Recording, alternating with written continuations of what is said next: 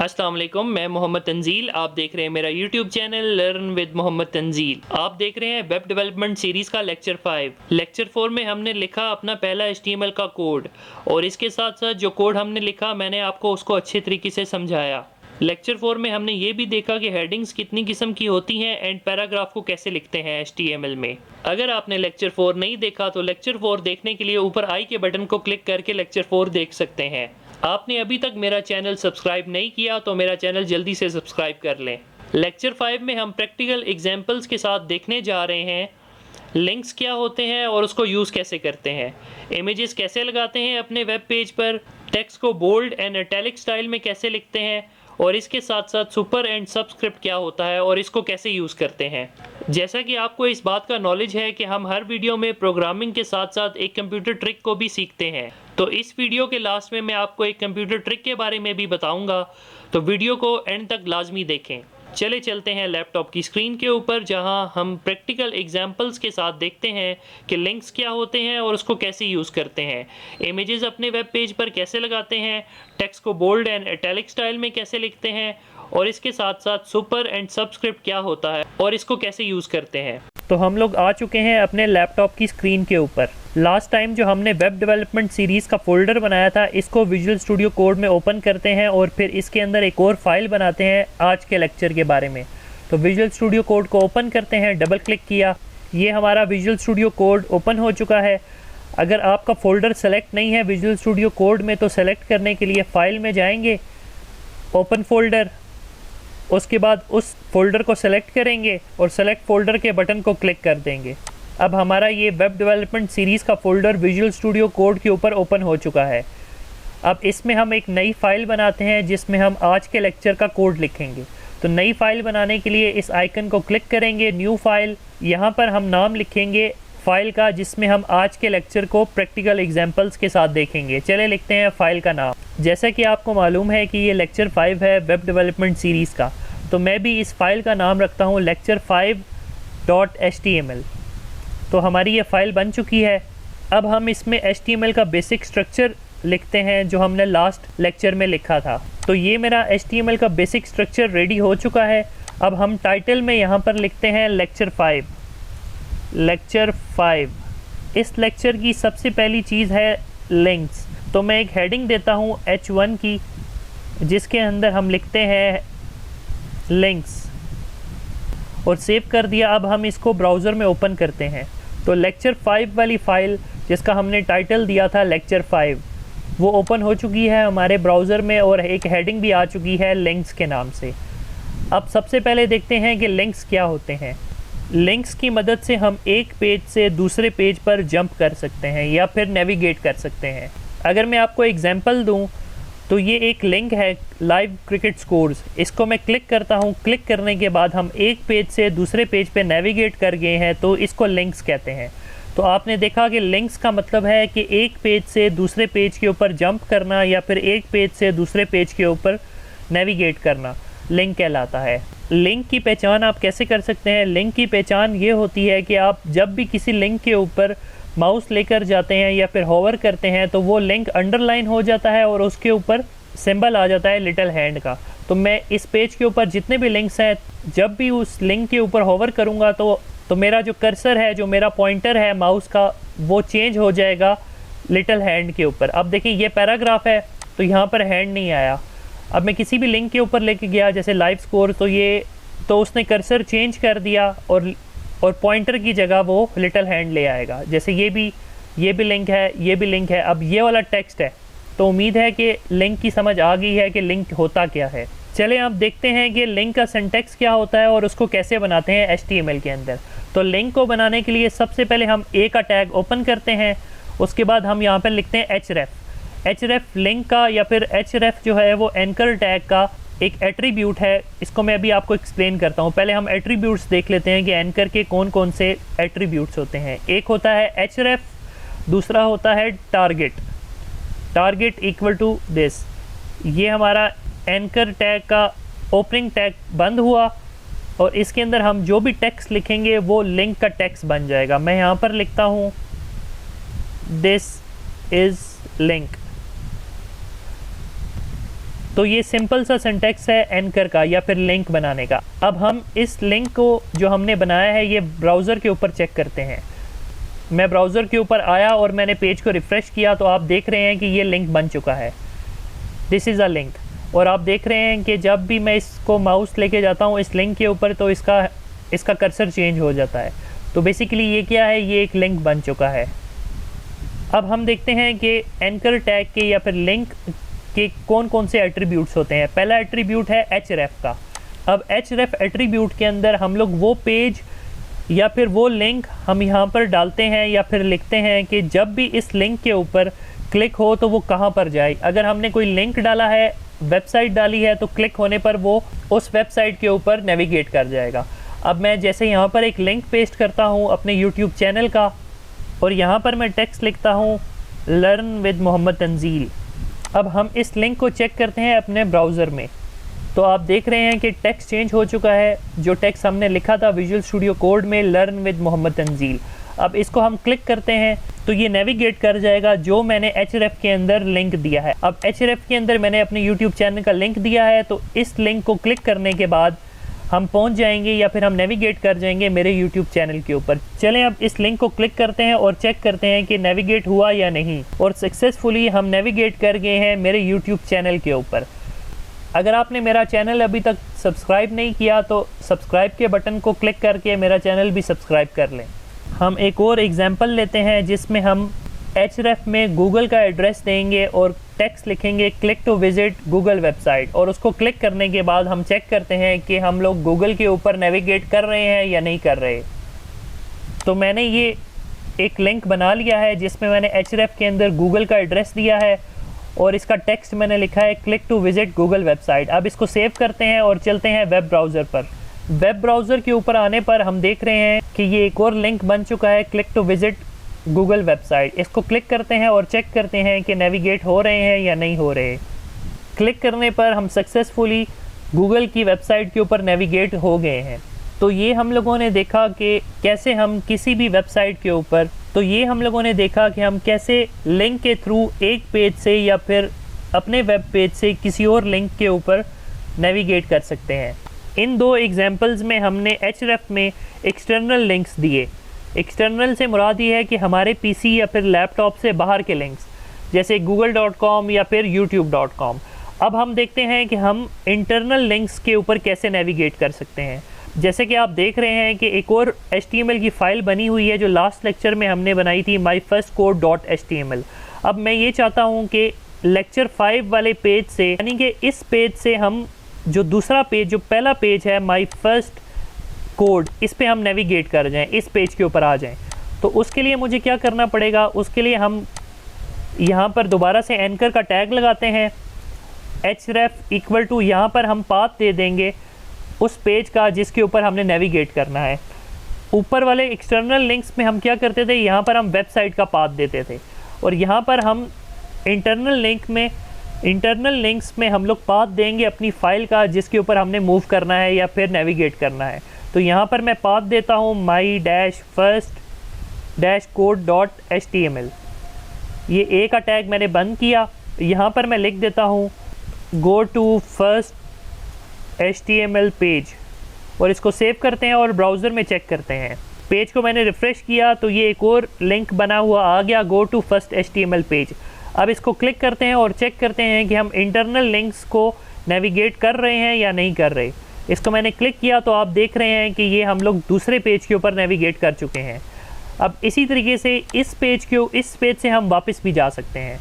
तो ये आप खुद प्रैक्टिस कर सकते हैं कि पहले पेज से दूसरे पेज पे कैसे जाना है और दूसरे से पहले पेज पे कैसे आना है। अब हम एंकर टैग के सेकंड एट्रीब्यूट टारगेट के बारे में देखते हैं कि टारगेट क्या होता है। अभी हमने जितने भी लिंक्स यूज़ किए, किसी भी लिंक के ऊपर मैं अगर क्लिक करूं तो आप देखेंगे कि ये उसी पेज के ऊपर ओपन हो जाएगा। जैसे मैं click to visit Google website के ऊपर क्लिक करूं तो ये इसी पेज के ऊपर, ये आप देख रहे हैं उसी पेज के ऊपर ओपन हो गया। अब मैं वापस गो बैक करता हूं और go to first HTML page के ऊपर क्लिक करता हूं तो ये इसी पेज के ऊपर दोबारा एक नया पेज खुल जाता है जिस पे हमने जाना है। तो अगर हम ये चाहते हैं कि जिस लिंक के ऊपर हम क्लिक कर रहे हैं, गूगल के ऊपर क्लिक कर रहे हैं, तो ये लेक्चर 5 वाला पेज भी रहे और ये गूगल वाली वेबसाइट दूसरे पेज पे खुल जाए, तो उसके लिए हमें टारगेट में बताना पड़ता है अंडरस्कोर ब्लैंक। जब हम अंडरस्कोर ब्लैंक लिखते हैं तो इसका मतलब ये होता है कि जब मैं पेज रिफ़्रेश करता हूँ, इसका मतलब ये होता है कि जब हम लोग इस लिंक के ऊपर क्लिक करें तो वो नेक्स्ट पेज के ऊपर खुले, उसी पेज के ऊपर मत खुले। अब मैं इस लिंक के ऊपर क्लिक करता हूँ, मैंने लिंक के ऊपर क्लिक किया, आपने देखा लेक्चर 5 का पेज भी इधर ही रहा और जो लिंक ओपन होना था वो नेक्स्ट पेज के ऊपर ओपन हुआ, जैसे कि ये नेक्स्ट पेज के ऊपर गूगल की वेबसाइट ओपन हो चुकी है। अब इसी तरीके से जो लास्ट वाला लिंक हमने लगाया है go to first HTML page, इसमें भी हम अंडरस्कोर ब्लैंक यूज़ करते हैं और जाके चेक करते हैं क्या ये भी नेक्स्ट पेज के ऊपर ओपन हो रहा है या नहीं हो रहा। पेज को मैंने रिफ़्रेश किया, go to first HTML page के ऊपर क्लिक किया और ये नेक्स्ट पेज के ऊपर खुल गया, यानी कि लेक्चर 5 वाला डॉक्यूमेंट भी ओपन है और जिस लिंक के ऊपर मैंने क्लिक किया वो नेक्स्ट पेज के ऊपर चला गया। तो ये आपके ऊपर है कि आपने लिंक उसी पेज के ऊपर खोलना है या फिर नेक्स्ट पेज के ऊपर खोलना है। अगर नेक्स्ट के ऊपर खोलना है तो टारगेट अंडरस्कोर ब्लैंक आ जाएगा, अगर उसी पेज के ऊपर खोलना है तो टारगेट, तो ये वाला एट्रीब्यूट आपको देने की ज़रूरत ही नहीं है, तो वो ऑटोमेटिकली उसी पेज के ऊपर खोलेगा। अब सेकंड हमारा टॉपिक है इमेजेस को कैसे यूज़ करते हैं। यहाँ पर हम एक और हेडिंग लगाते हैं इमेजेस की, ताकि उसके बाद हम इमेजेस का कोड लिखें। तो मैंने हेडिंग लगा ली है, अब चेक करते हैं ब्राउज़र में। पेज को रिफ़्रेश किया, आप देख रहे हैं कि ये इमेजेस की हेडिंग आ चुकी है। अब इमेज लगाने के लिए हम कोई भी इमेज अपने फ़ोल्डर के अंदर, वेब डेवलपमेंट सीरीज़ के फ़ोल्डर के अंदर हम कोई भी इमेज रखते हैं, आप भी कोई भी इमेज इस फ़ोल्डर के अंदर रख लें। तो मैंने ये इमेज की फ़ाइल अपने वेब डेवलपमेंट सीरीज़ के फ़ोल्डर के अंदर रख ली है। अब देखते हैं कि इस इमेज फ़ाइल को मैं आपको खोल के भी दिखाता हूँ। अब हमने देखना है कि इस इमेज फ़ाइल को अपने वेब पेज के ऊपर कैसे लगाते हैं। अब विजुअल स्टूडियो कोड में आते हैं। इमेज लगानी है तो नाम से ज़ाहिर है कि इमेज का टैग यूज़ होगा। इमेज का टैग हमने लिखा इमेज, उसके बाद लिखेंगे सोर्स। पहले मैं एट्रीब्यूट्स लिख लेता हूँ, फिर उसके बाद आपको समझाता हूँ। पहला एट्रीब्यूट है सोर्स का, दूसरा है हाइट का, तीसरा है विड्थ का और चौथा है ऑल्ट का। तो ये हमारा इमेज का टैग है, बहुत सिंपल सा। अब पहला एट्रीब्यूट है सोर्स का। अब जो इमेज हमने अपने वेब पेज पर यहाँ पर शो करानी है उसका हम यहाँ पर पाथ देंगे, पाथ टू इमेज। अभी मैं लिख रहा हूँ, फिर मैं आपको पाथ दे के बताता हूँ। उसके बाद नेक्स्ट एट्रीब्यूट है हाइट का। हम जो भी इमेज अपने वेब पेज पर लगाना चाहते हैं उसकी जो भी हम हाइट रखना चाहते हैं वो हाइट हम यहाँ पर रखेंगे। एग्जाम्पल के तौर पर मैं यहाँ पर 100 रखता हूँ।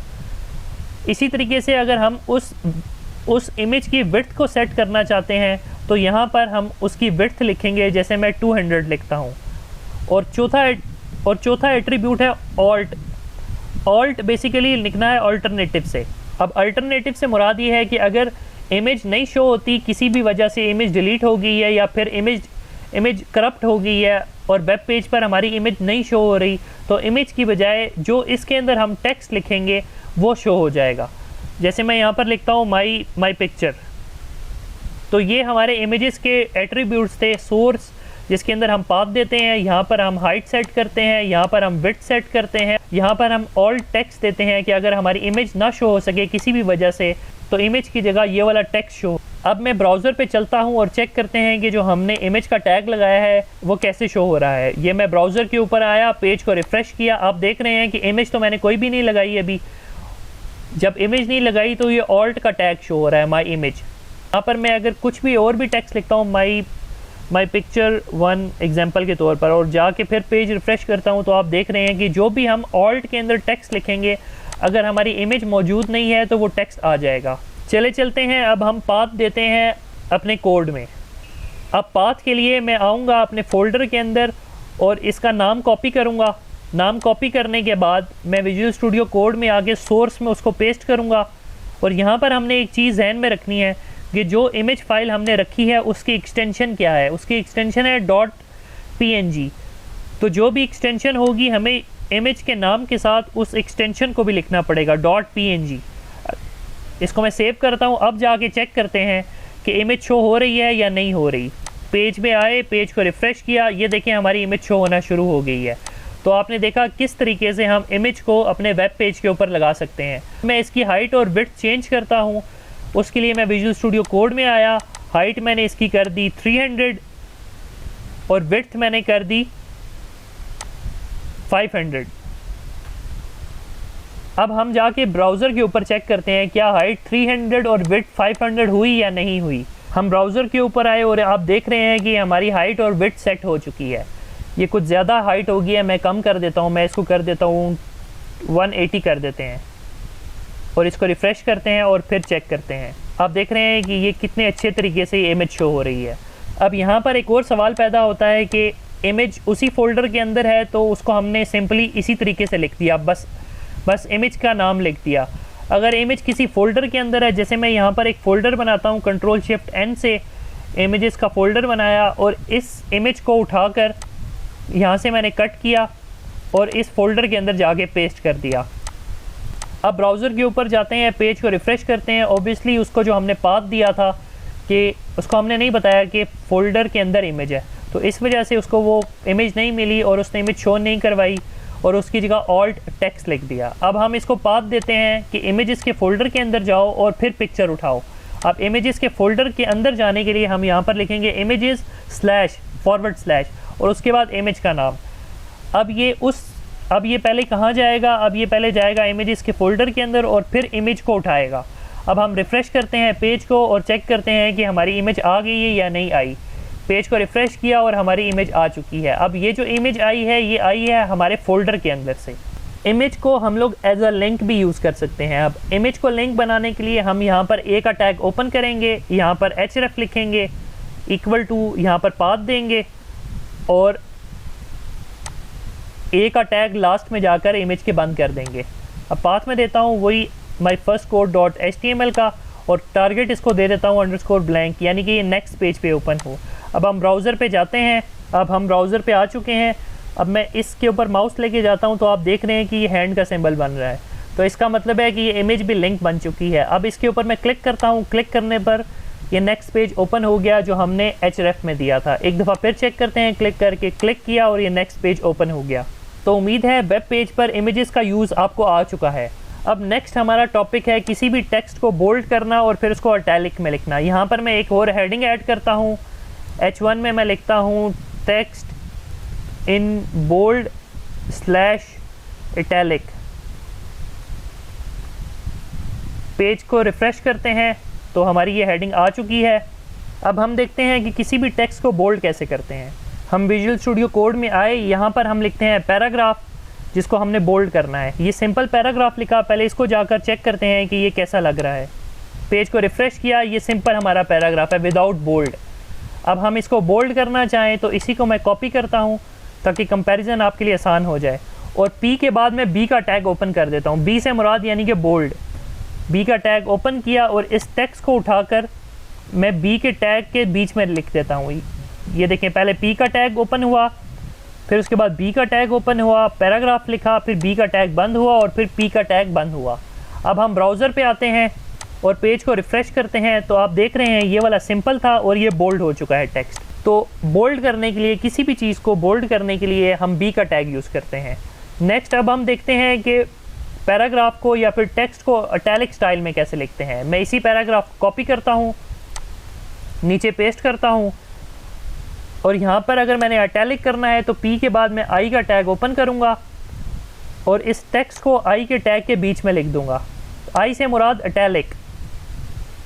टेक्स्ट को मैंने पेस्ट किया, ब्राउज़र पे आए और पेज को रिफ़्रेश किया तो आप देख रहे हैं ये वाला सिंपल टेक्स्ट था, ये वाला बोल्ड है और ये वाला इटैलिक हो चुका है।